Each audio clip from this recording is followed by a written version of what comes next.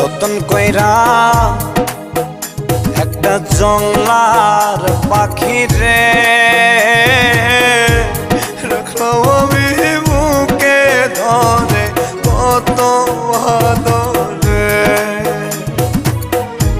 যতন কইরা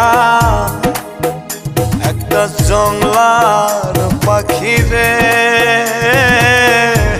রাখলাম আমি বুকে ধরে কত আদরে।